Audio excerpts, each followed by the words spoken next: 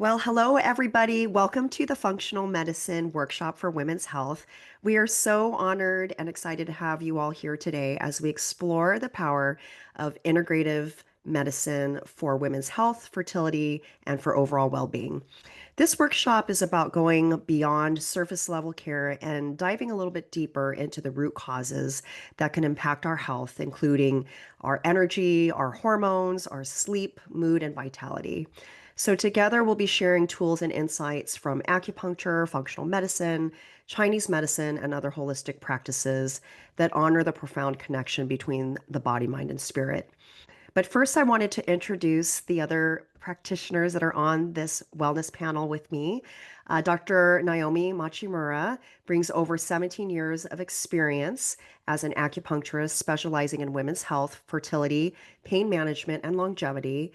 With advanced training in acupuncture and oriental medicine from both Japan and California, her approach blends traditional TCM with functional medicine to uncover the root causes of imbalance.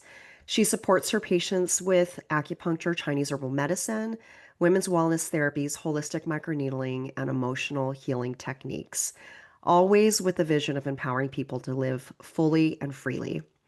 And the second co-host of our panel is Leilani Wong Navar. Leilani is a licensed acupuncturist, herbalist, and functional medicine practitioner who has been supporting women's health and fertility since 2012. Her practice weaves together acupuncture, classical Chinese herbalism, craniosacral therapy, functional medicine, testing with unique lens of DreamWorks, and she specializes in helping women understand the connections between their emotions, physical health, and deeper life path. With a background in fertility awareness and holistic reproductive health, she is passionate about helping women heal at the root while restoring balance, resilience, and vitality. So, together with Dr. Naomi and Leilani, they bring decades of experience with deep wisdom from both Eastern and Western medicine and a heartfelt commitment to helping women thrive. And for those of you that don't know me, my name is Dr. Tina Yang, and I am the founder of Revive Chi Health and Fertility Center. I am also a fourth generation Chinese medicine doctor, and I specialize in women's health and fertility. And I'm just so honored to be with Leilani and Dr. Naomi, co-treating patients in our practice, and also being able to have this panel discussion with all of you today as well. So, for tonight, we will be covering several things. So, this is a little bit of an outline of what we'll be covering. We'll be talking about how functional medicine can help with PMS, perimenopause, menopause, and hormonal imbalances, as well as infertility. And we'll be talking about how functional medicine can really help look beyond your traditional physical exam labs and hormone panels. What are some of the common functional medicine tests that allow us to take a deeper dive? Some of the common tests might be things like adrenal stress index tests, the Dutch test, a neutral eval, and then we'll be finishing up with a live patient testimonial and also a video testimonial from a patient, as well as wrapping up with a Q&A session from all of you.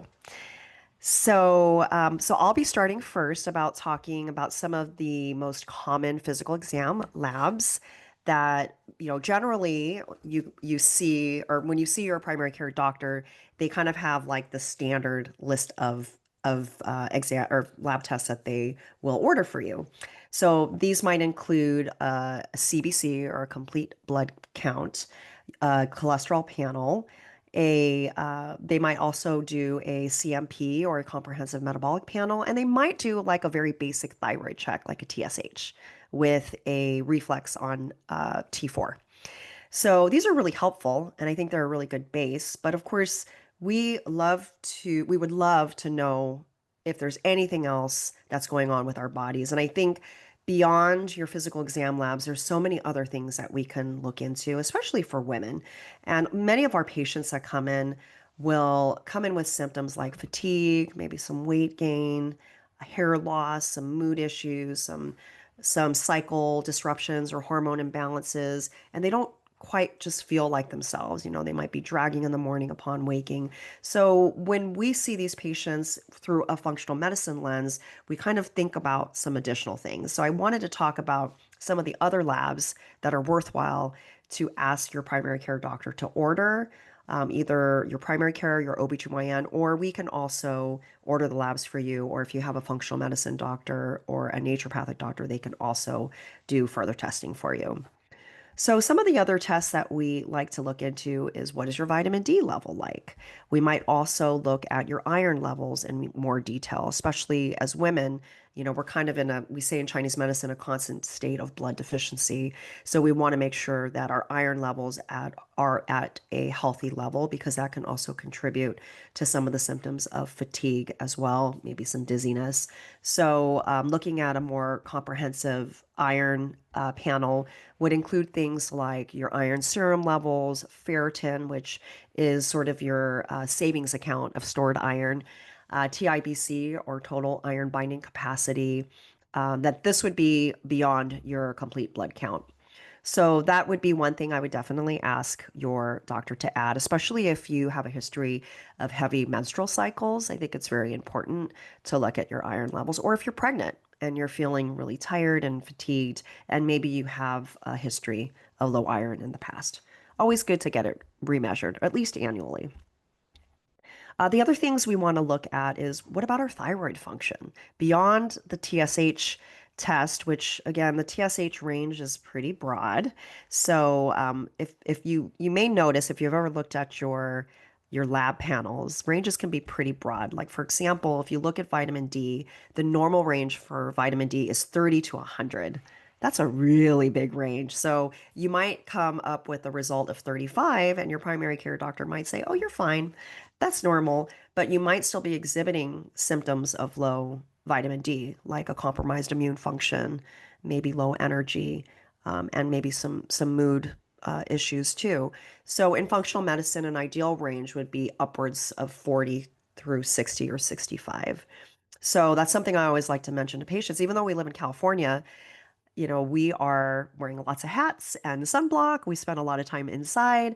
So even though sunlight is a great form of natural vitamin D, we're not always exposed to sunlight. And we're also very, concerned about the other damaging aspects of the sun. And of course, if like for myself, definitely the aging process of being exposed to the sun. So vitamin D is a really good example of one of those labs that, you want to look beyond the traditional Western medical range of 30 to 100. You want to be a little bit higher. And I think once you get into that range, most patients feel a lot better, a lot healthier, more vitality. They just have more energy when they awake. So that's one example of the broad range of lab test results in Western medicine. TSH is another one too. So thyroid stimulating hormone, that's something that most doctors will run if you complain about low energy. But beyond TSH, the thyroid stimulating hormone, we might want to look at further testing for for your thyroid function. So that would include free and total T3 and T4.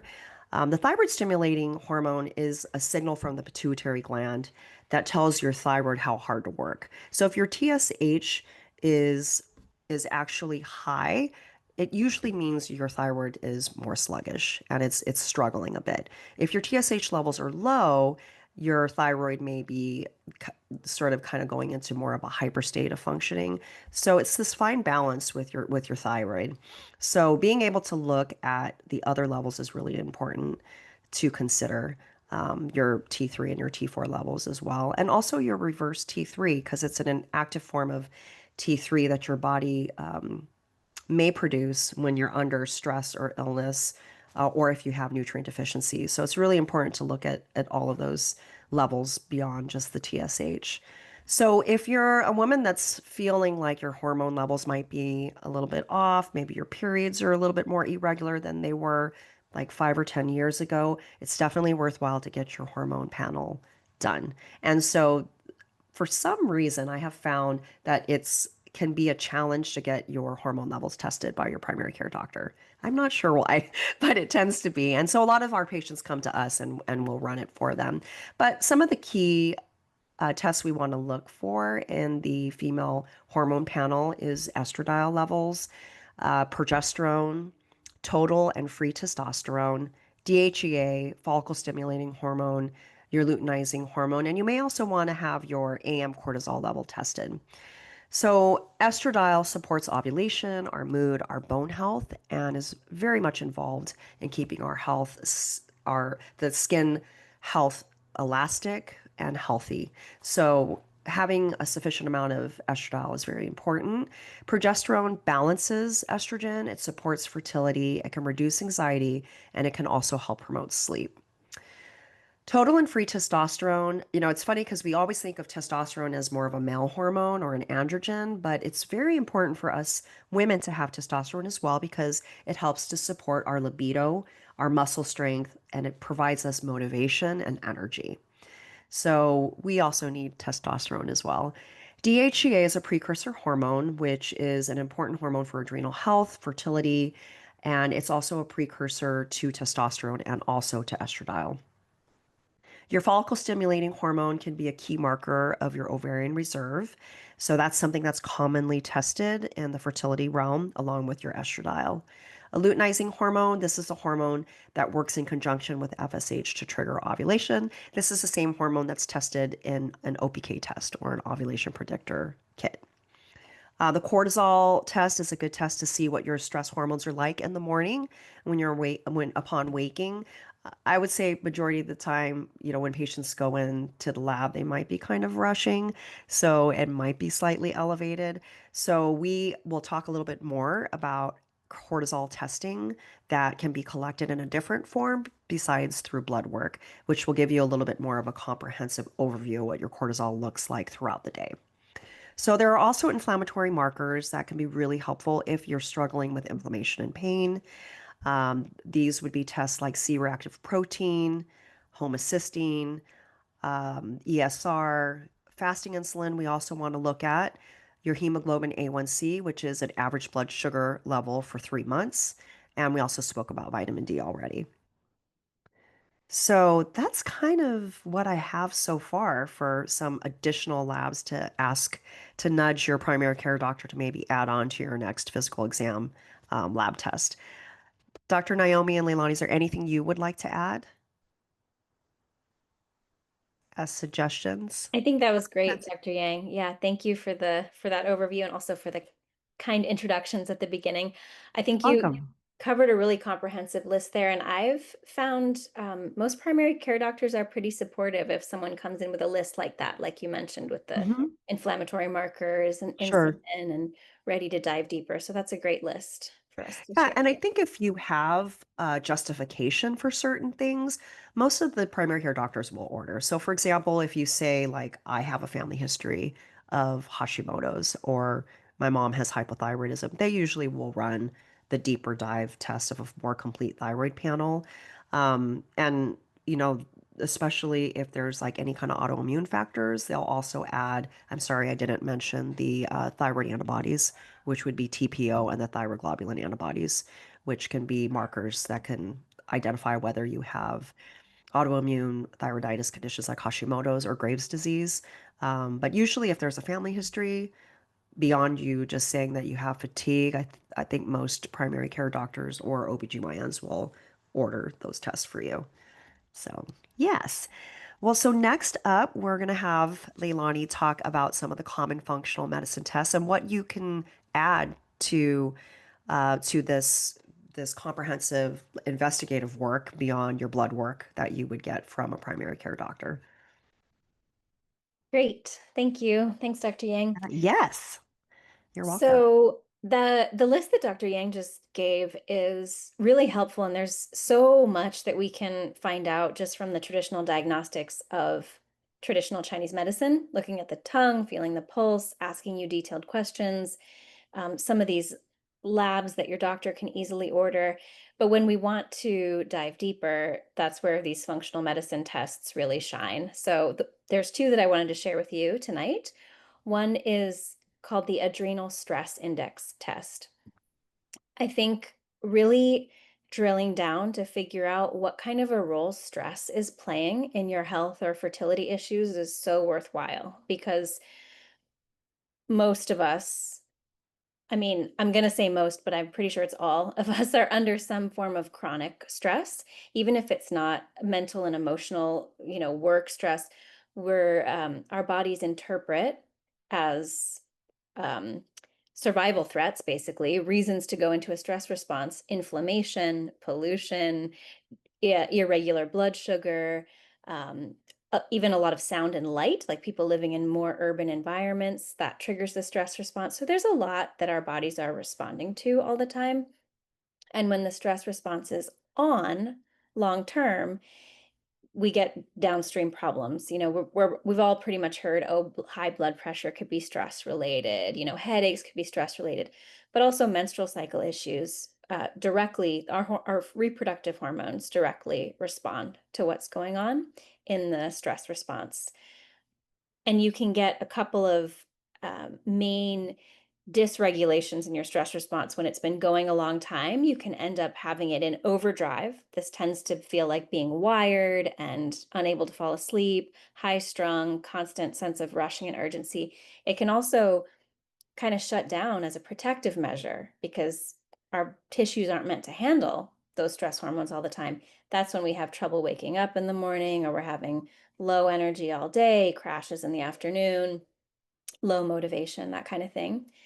So I'm just going to show you a couple examples of how we can test for that. Dr. Yang mentioned, as an alternative to testing in the blood, you can test by looking at levels of cortisol in the, oops, are you seeing all of those or just one? Do you see one graph right now? Okay. Um, so the you can only check the level in your blood as a snapshot, one moment in time. With these salivary tests, you spit in a little tube at certain times throughout the day, and then you get a picture of what's happening over time. So this is a nice, healthy um, cortisol profile. It's meant to rise in the morning when we wake up. That's how we actually wake up and feel alert and ready for the day. And then it gently declines over the course of the day until it reaches the lowest point in the night so that you can sleep. At the same time, you don't see it on this graph, but at the same time that cortisol is going down, melatonin is going up, and that gives us a healthy sleep pattern. This is beautiful. I would love to see that, but it doesn't often look like that. I'll show you a couple of examples of how it can be off and then the insight that can give us. So here is an example from a patient who has low cortisol overall. It is kind of in the normal range, but when you look at the total, it's on the low end, and then they're having a spike around the last one they took. This was somewhere between 10 p.m. and midnight. So means this person is probably feeling tired all day and then wired at night. This is really good to know. It helps guide our choices of herbs and supplements accordingly to bring them back to a normal, healthy cortisol rhythm. And one other example, I've got a bunch because it's so fun, but I'll just show you one other. Um, this one, it has a couple of dysregulations. So this one goes up around noon. Probably this person skipped breakfast. And because of low blood sugar, their body went into a stress response. Probably they had low blood sugar and they were so tired and just wanted something sweet. Maybe they had, a sweet treat or a sweet coffee or something later in the afternoon, um, a drop. And probably they are having late afternoon crashes. Like a lot of people want their next coffee around 4 p.m. And that's when these levels are dropping. And then again, probably this person is having trouble sleeping because their stress response is kicking in at night when it should be shutting down. So those are examples of how we can get a little more insight. Traditional Chinese medicine has lots of ways to explain stress and how it affects us, and we have a lot of good tools through acupuncture and herbs to address that. But these tests give us much more nuance about what's going on, and so we can choose the botanical medicines and the nutrients that are going to suit you best based on those tests. And I also find them really motivating. Like it's kind of cool to see the data and realize, oh, stress is seriously impacting me. You can also see on those same tests um, DHEA, which Dr. Yang mentioned. DHEA will tend to be low if you've been in chronic stress, and then that very directly impacts fertility and reproductive health. So you can see that number also through the salivary test and get an idea of how much stress is impacting you and in what ways. Also lowers your immune system function. So we can see that on there. And do you want to add anything, Dr. Yang or Dr. Naomi, before I share the NutriVal too? I do Oh, like the, go ahead, go ahead, no, Naomi. no, no, no, no, no. Go ahead, go ahead. I was just going to mention that the DHEA levels can be so beneficial for fertility patients too, because if your DHEA levels are low, that can certainly impact your responsiveness to medication, for example, if you're an IVF patient. So we know that DHEA eventually can convert into estrogen. So by way of conversion, I believe that the pathway or why it is so effective when you supplement with DHEA during an IVF cycle is that because of this conversion that happens. And so hopefully patients are more responsive to medication and have better outcomes for their IVF cycles and healthier embryos and hopefully higher rates of successful pregnancies. So I do find that helpful to add adrenal stress index test for patients that have been under a lot of stress and who's not stressed when they're going through the IVF process. Like it is such a, it by itself is like another part-time job that you're going through navigating that process.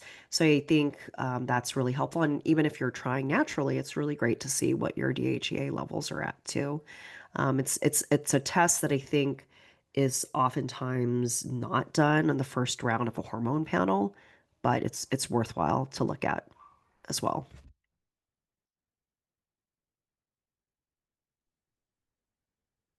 Thanks, Dr. Yang. What were you going to say, Dr. Naomi? No, I was curious each those graphics, what kind of symptom those people have it, if you know.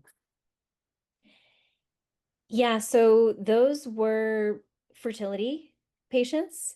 So, they're motivated first by regulating cycles and having healthy ovulation and being able to sustain their pregnancies once they conceive. But then I mentioned a couple of the more stress-related symptoms, that go with those type of curves, like this, usually sleep and energy level issues, sugar cravings, Hmm. and yeah, that's what I remember off the top of my head about them. But yeah, most likely they had other stress-related conditions too. That's one thing I think we all see that functional medicine and traditional Chinese medicine, because we're going for the root cause, the digestive issues that they're coming in with, or the frequent colds and flus and those kinds of things also get better. So I don't have a precise answer. I don't remember exactly what else, but yeah, yeah. Thank you. Mhm. Um, yeah, so kind of to Dr. Yang's point about the DHEA, I think that one thing that sometimes happens is patients are hearing from different doctors, different support groups, different online educators, different patient forums, how many different supplements they could be taking. And one huge advantage of doing this testing is figuring out which ones actually make sense for you. We don't all need all the things. So I will show you this other test, which is more directed at that question of which supplements do we need. This one's called NutriVal, and it is a cool science test that looks at, like, all the processes in our bodies have little byproducts that come out along the way as we're making energy, as we're processing nutrients. And this test measures in urine and in blood the presence of those metabolites to see how is your body absorbing nutrition? How are you doing with the actual production of energy in your cells? How are your mitochondria functioning? Are there any toxins that are getting in the way? So this is after someone has done the NutrEval. This is actually an algorithmic analysis that they do afterwards that says, okay, based on what we're seeing, you have a significant amount of oxidative stress, a lot of mitochondrial dysfunction, really off on your omegas, which are your healthy fats. Not much concern around toxin for this patient, and then quite a high methylation imbalance, which is one of the chemical processes our bodies go through for specific nutrients. And then this test will analyze which nutrients that you might need would be our low, medium, or high need for those nutrients. So the real quick, the kind of just so you can glimpse what it's testing. This is a diagram of how our bodies are producing energy, how our mitochondria are making energy in our cells. And you don't have to really know what any of these things are, but I just wanted to show you the little arrows, the tiny arrows next to the big arrows and these inhibitors. So the little arrows have nutrients next to them. Here it's all the B vitamins. Under carbohydrates, that's magnesium. Those are the nutrients that are needed for those processes. And then these red circles with the red arrows with two lines in them, those are inhibitors. So for example, you can see mercury there. Mercury or some of the other heavy metals can inhibit the process. So then downstream, when you look in the blood or the urine and you're seeing that the process got hung up somewhere along the way, you have an indication of what nutrient might be missing or what toxin might be blocking. So this is very helpful because functional medicine, as wonderful as it is, sometimes is a bit much. It's like we're going to heal your gut and detoxify you and overhaul your diet and work on just everything at once. And so some of the testing, why I really value it, is to help us hone in on what's going to be the most impactful intervention for you so we can start there. We might need to end up exploring all of those things eventually, but you can see how the testing really helps us hone in on what you personally need. So, I think that's it. I think that's what I wanted to share about those two, unless I didn't say something that I said I was going to. Did I miss anything? No, that was great. That was perfect. Okay. Those are both amazing tests. I think everybody needs to get those done. Because who is not stressed, right? Right. Yeah. So, does anybody have any questions so far? Do you want to take the Hey, question now? Yeah, absolutely. Go Okay. oh, ahead. I think when you were showing the cortisol, the test, I was just curious to know, do the symptoms, like, I guess, do symptoms always show up on the test? Like, is it always if you're exhibiting this symptom, it always means that this test will always kind of like prove it, or is it like triangulating multiple tests to see, or like Yeah, is it like a one-to-one? it doesn't always go one to one. So I Okay. was pointing out a few symptoms that happen to match closely with the test results.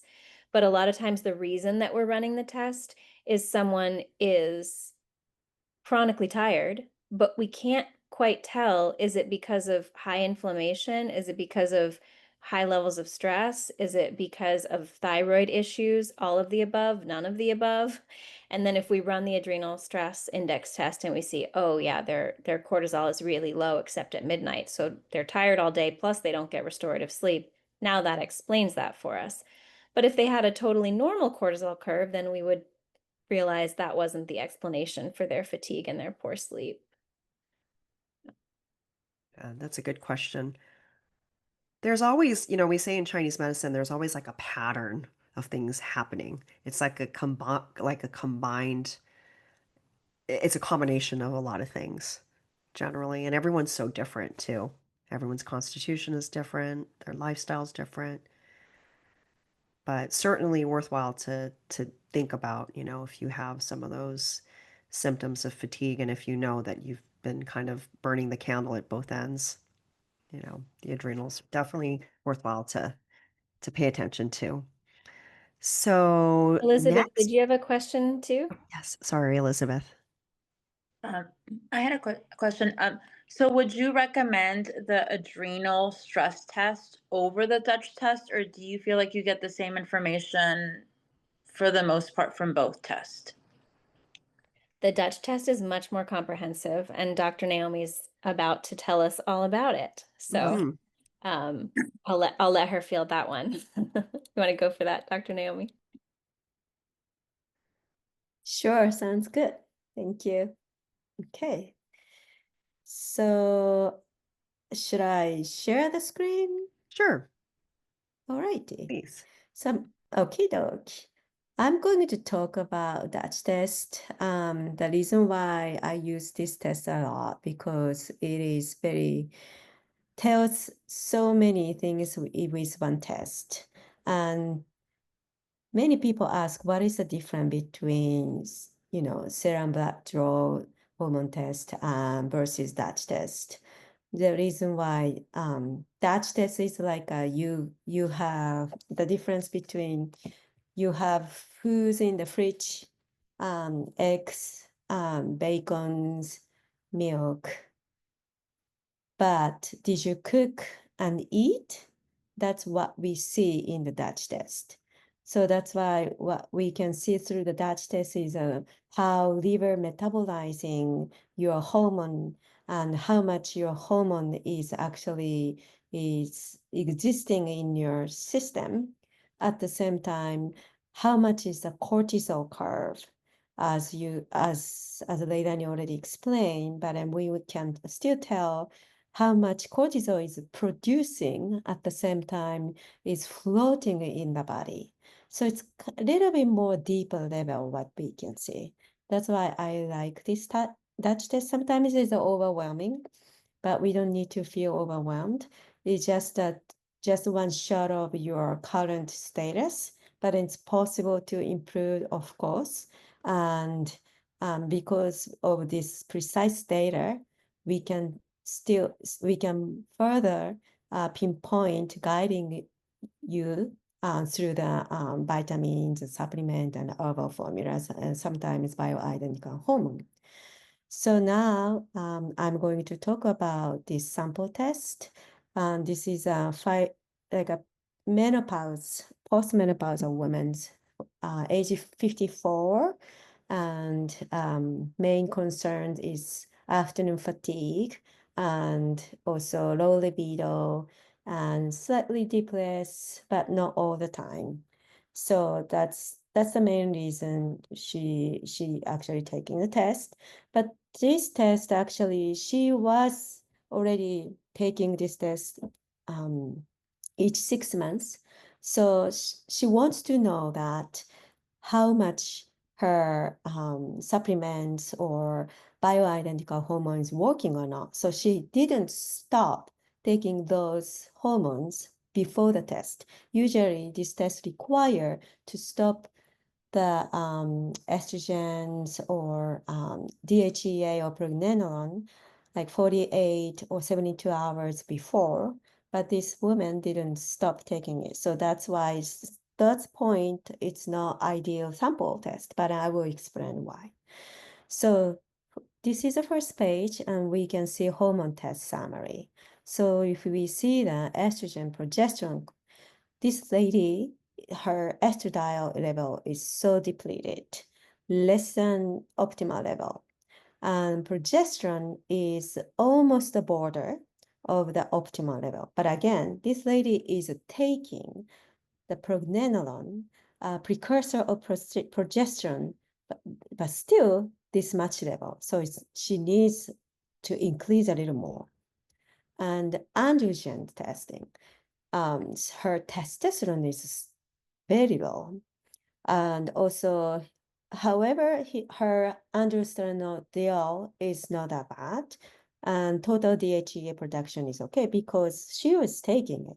So this is a false number. So we don't need to rely on this number.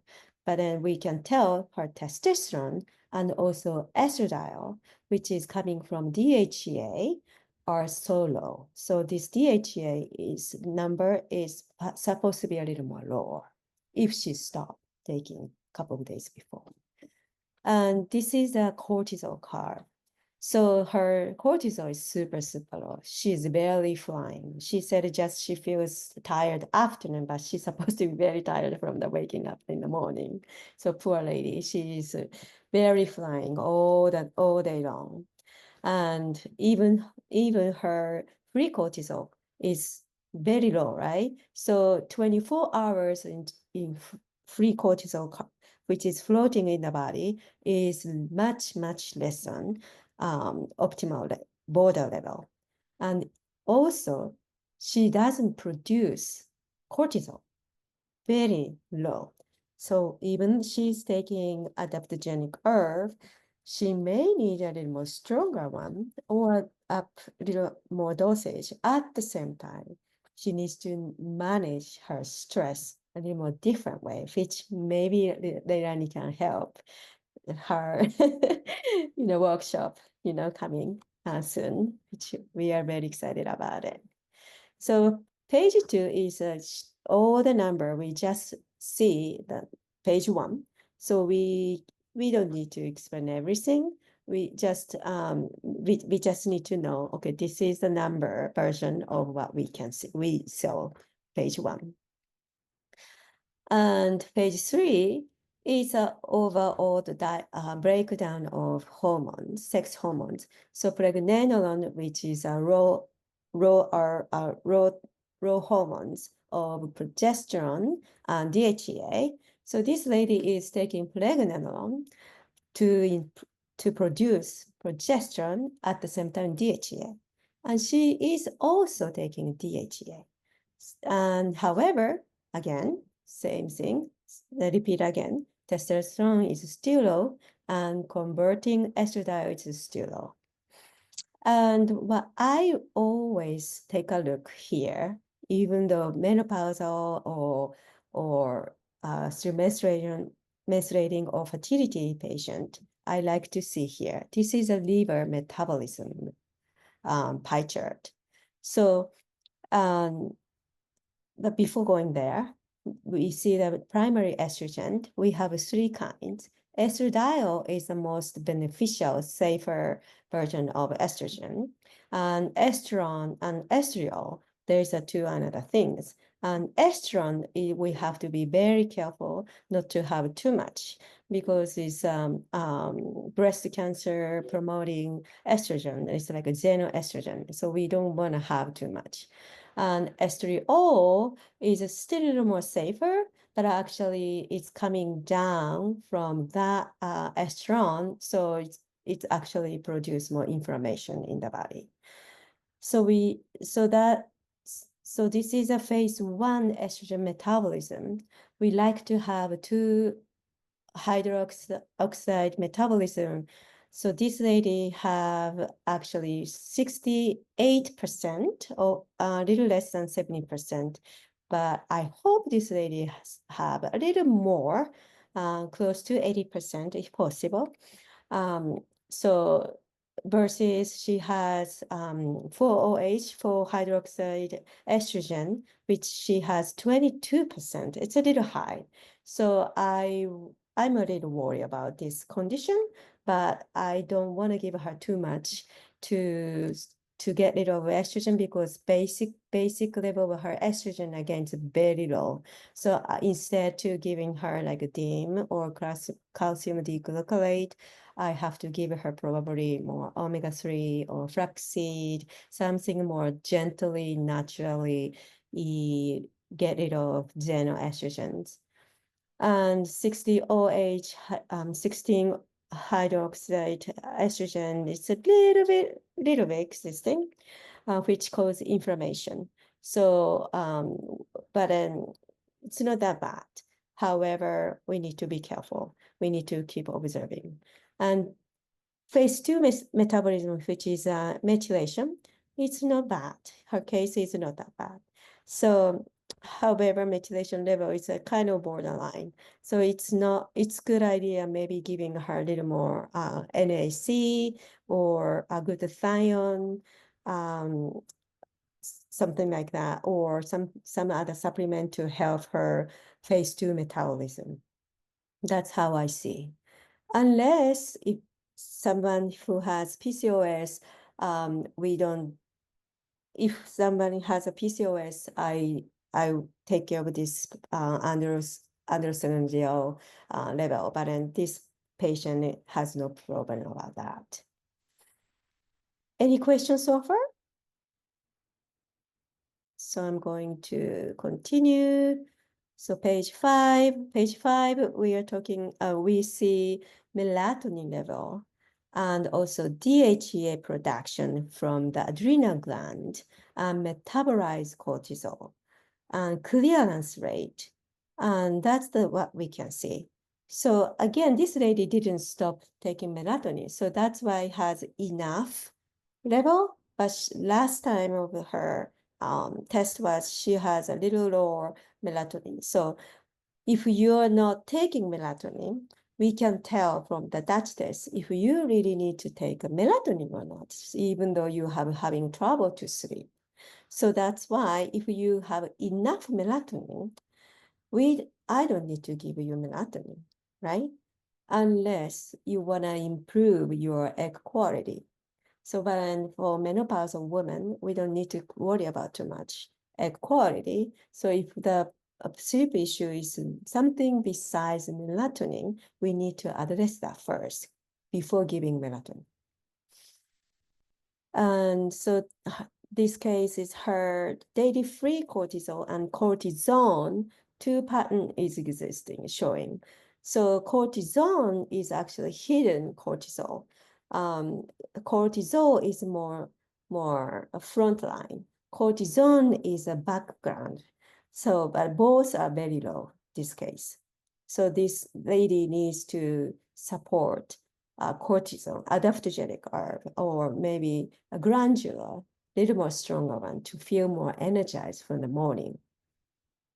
And I would give her probably bioidentical hormone, progesterone, and probably estrogen, probably cream or oral, that hopefully makes her a little more physically stronger and then pick up a little more libido and prevent her osteoporosis, the kind of issues.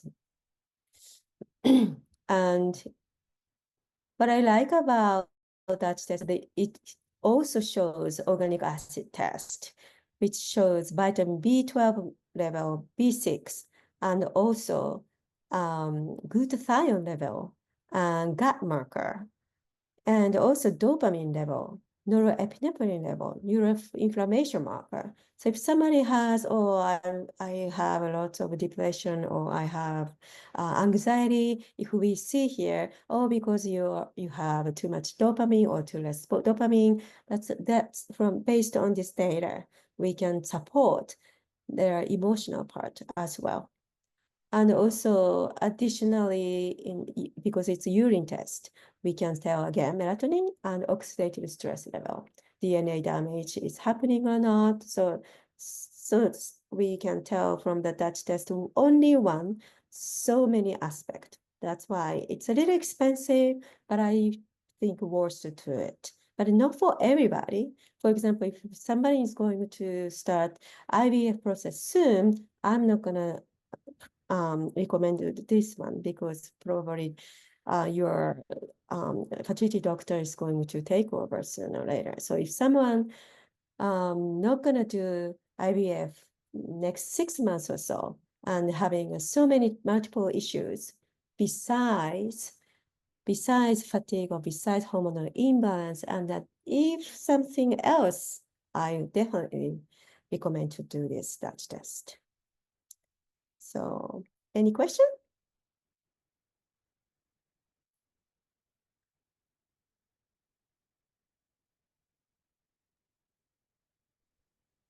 That was very comprehensive.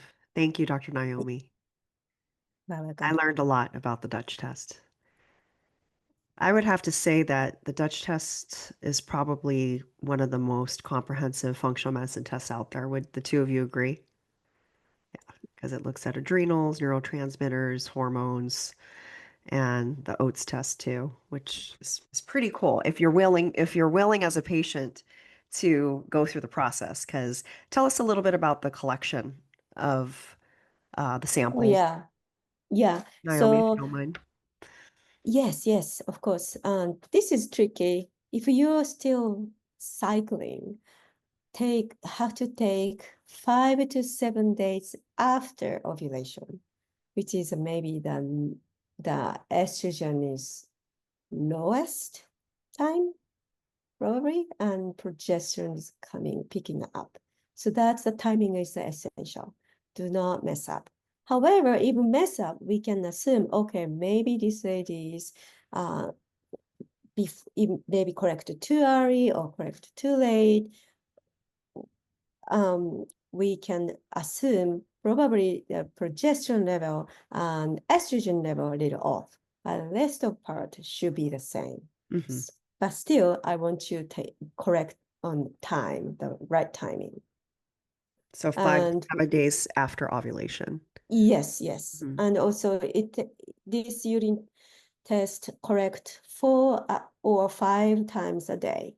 So waking up time and 2 hours later and right before the dinner time and right before sleep. And Mhm. if you wake up in middle of the night, if you urine, take one more. So Mm. 4 or 5 times a day. So throughout the day to see the cortisol curve and then total progesterone level and estrogen level. That's why it's very comprehensive, but and probably accurate. Mhm. Okay, thank you for that explanation. Sure. Now, I think I have a question for both of you, Leilani and Naomi, to tie it all together because I feel like our practice is very unique in that we are traditional Chinese medicine practitioners and acupuncturists, but we're also functional medicine practitioners too, with the same lens of really trying to treat the root cause of any kind of condition or issue or imbalance for our patients. So I would love to hear how the two of you tie it all together and bring it together like full circle in your practice. So I can tell that traditional Chinese medicine is already like seeing a whole picture. Hmm. We see the patient and sign and the symptoms and whole picture, like kidney, spleen, heart, liver. Liver is more stress, and kidney is more energy, and heart is more emotional, and the brain function, and lung, of course, allergies and immune system, Hmm. large intestine, also detox pathway, the kind of things. But then when it comes to the functional medicine, we can break down more precisely what's the dysfunctions really happening in from the whole picture. So now modern days, everything becomes complicated. Toxicity level and stress level is so personalized and very difficult to just say, oh, you are spleen G deficiency and liver G stagnation. Not Right. only that. Sure. Yeah, that's why we need to have some backup data to find Yes. out more. It's so nice to be able to lean on that, right? To have this extra Yeah. data and information to allow us to better prescribe herbs, better to make recommendations for patients too. What about you, Leilani? Anything you want to add? I agree with everything that you both said. And I think that for me, traditional Chinese medicine is so comprehensive, a way of looking at the entire human being. Functional medicine fits inside of that and gives more Mhm. detail. Like I'm still mainly thinking in traditional Chinese medicine terms about Right. how the body works, how the mind and the emotions connect and what, what governs what in the body. But because our traditional tools of acupuncture and herbs and dietary recommendations and things like that, I find that a lot of the modern nutraceuticals, they're called, like a nutrient like NAC that you could take as a supplement. Mhm, These really mhm. targeted nutrients or processes for helping detoxification. These are so useful, but it seems like everybody needs all of it. I mean, we're under, again, not just stress, but also a lot of challenges around getting adequate nourishment, taking in foods Sure. that we shouldn't.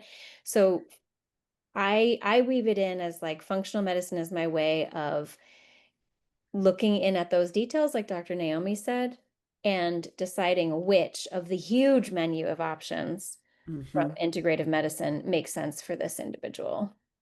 I love it. It's such a beautiful thing to be able to weave the two together for the, Mm. highest good of our patients. So thank you both for sharing that. Does anybody have any additional questions about any of the lab work or functional medicine tests that we discussed tonight? No? Okay. Well, I just kind of wanted to leave you all with sort of this takeaway message before we start with our patient testimonials. I always think about my patients, and when they come in to see us, sometimes they either haven't had a physical exam in years or they don't have a primary care doctor.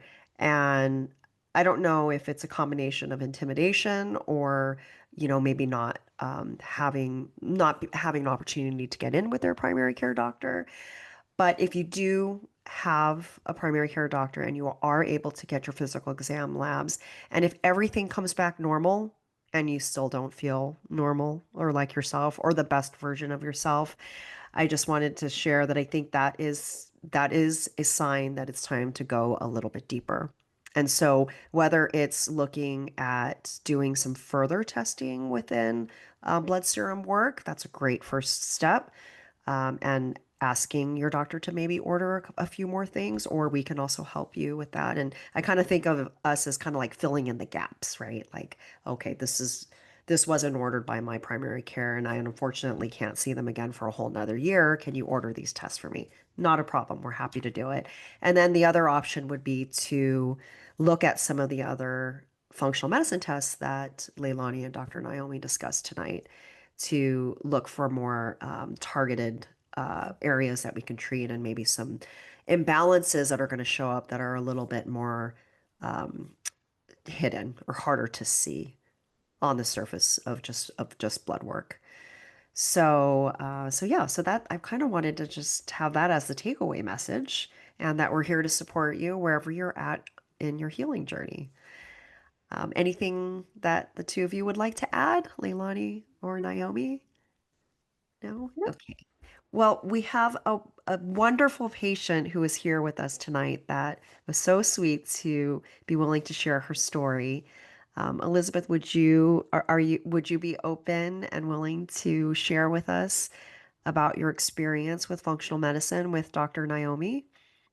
Yes. Wonderful. Thank So you. I started seeing Dr. Naomi May of this year. And so some of the reasons why I wanted to go to see traditional or acupuncture was I was having a lot of anxiety, Hmm. panic attacks. I have endometriosis, and so with that came a lot of other symptoms, which include inflammation, heavy periods, so a lot of discomfort around my irregular cycle. So sometimes my cycle would be shorter, and then irritability. I also was very sluggish in the morning and just didn't understand why. And then also, um, you know, in the afternoon, I would crash. And so it's just, there's a lot of things that I just didn't understand, but I knew weren't right. That with my doctor, I wasn't getting answers. It was more, let's give you pills. So I really seeked out support because I just wasn't feeling good as a person. Like I think I was just feeling really overwhelmed. And so I thankfully found Revive Chi. I did my research. I wasn't referred by anybody. I just somehow, I went on a website where um, acupuncturists within my area are available. So I was able to find Revive Chi, and then I got referred to Dr. Naomi. So it was just a lot of symptoms that I had prior to going. And after my first session, I vividly remember I went on a Saturday in May, and within the next week, I felt so much better, meaning my anxiety lowered a lot, so much so that I could tell that I was feeling much more relaxed. So the biggest difference was my anxiety went down, my panic attacks went down, and then throughout the month, I started to see that I was losing weight. So I lost a lot of water weight because I retain a lot of water. Mhm. Um, and so I think the biggest takeaway was really how much my anxiety and panic attacks had improved. And then I saw the biggest improvement when I was going regularly. So going twice a month is currently what I can do. Mhm. But I know that I have to go twice a month just so that I can feel better. I see better results when I'm going on a more frequent basis. Well, that's so wonderful. I feel like there's never a mistake in how people meet. So thank you so much, Elizabeth, for sharing your story with us. And I'm really happy that you were able to find our clinic through, it sounds like a Facebook group or something like that, or a neighborhood group, maybe. It was a BORM, so there's a Oh, website a where forum, only, yes. yeah, a board, yeah, so board certified acupuncturist. So I wanted to make sure that I went with someone that knew what they were doing, and so Revive Chi was the closest place to my house. So that's how I found it, but it was interesting because I wasn't referred by anybody, so it all just worked out. So I was happy about that. Amazing. I love that. And I'm so glad that you're able to get results and see uh, s- such an impactful change within a short period of time, actually. That's Hmm. incredible. Were there specific tests that helped you kind of gain some insight on your health? Yes. So Dr. Naomi recommended the Dutch test. And so Hmm. it's a very extensive test. So there is commitment that goes with it For because sure. you definitely have to make sure that you're doing it within the time limits that so there is a big commitment that goes with it. And it gave me a lot of information. And so I think a lot of things made sense for Hmm. me, which is my cortisol just never spiked. It was more on the low end, but that's not a good thing because Hmm. it just showed that I was under a lot of chronic stress. So I think it explained a lot of things. So the biggest thing was a Dutch test. And so of course I couldn't read it, but Dr. Naomi was able to explain it to me. So that really gave me a lot of insight, more so than I've ever gotten from my PCP. Hmm. So that was great. Nice. Great. Dr. Naomi, did you have anything you wanted to add? Yeah, because Elizabeth did a great job, and she actually managed her diet. And her biggest concern was first, starting from day first of menstruation, she was having a lot of pain and cramping, right? I remember she said at the first day she came in, the first 2 weeks of my menstruation I'm always so scary. She said that. I Mm. was like, oh my gosh, it's so sad to every month she has such a pain. But then gradually, she says she doesn't have much pain and much easy menstruation, which is a huge win, addition to you losing a lot of weight, which is amazing. Congratulations, Elizabeth. Yay. That's awesome. Thank you. Thank you. All right. Thank you so much for sharing your story, Elizabeth. We really appreciate it. We have one more testimony that was given by a patient of Dr. Naomi's, and it's a recording. Would you be interested in hearing it? Yes? Okay, great. Hello, my name is Myra Bashir. I'm a patient of Dr. Naomi's. I started seeing Dr. Naomi middle of July, and I initially came in for fertility treatments. During my initial visit, we did some hormonal testing, and when those results came back, nothing surprising. Mainly I was just extremely exhausted, and she was able to pick up on that in my first visit. Through, her treatment for the past several months now, I've seen a tremendous improvement in my overall well-being. I would come home. I'm a senior executive at my company. I work 8 to 10 hour days. When I come home, I barely have enough energy to stand or sit. And now I've had a full day of work today, and I can tell you that I have probably another 3 or 4 hours left of me. So I'm very appreciative for everything that she's been able to help me with, not only the fertility stuff, but as well as, just I feel great. Thank you so much, Dr. Naomi, and I highly recommend her, and I guarantee that you will not be disappointed. Thank you. What a nice testimony. You do Yeah, such great work, yeah. Naomi. So I want to add, so she lost a lot of weight at the same time, only 2, 3 months, actually less than 2 months. Amazingly, her hemoglobin A1Cs dropped down from 5.9 to 5. Wow, that's Wow. huge. Big difference. I Yes. personally couldn't make that happen in last couple of years. So I was like, what did you do? You know, She sounds like a very I committed want to patient. know. Yes, Oh very my devoted God. to her care. Yes. And her sleep improved, and then her husband always surprised, you already slept before me, So I was like joking this afternoon. So we should have brought your husband for the testimony tonight. Oh, yes, that would have been Yeah. nice for sure. We need Yeah. some husband representation for sure. Yes. Well, if there aren't any other questions from anyone, we are so grateful that you took some time out of your evening tonight to join us for our functional medicine discussion for women's health. I hope that you were able to gain some extra knowledge or had some pearls that can kind of help you navigate you through your health journey and your wellness and find a way to feel the best version of yourself or be the best version of yourself. Um, Anything else? Any other questions? Anything anyone wants to add before we end the night? No? Okay. Well, thank you so much, everybody. Thank All you right. all. Okay. Thank you. Thank Thank you Thank you, you for very your time much for everybody. tonight. staying Thank with you. us. Thank Bye. Have a you. nice night. Take care. Bye. Bye-bye. Good night.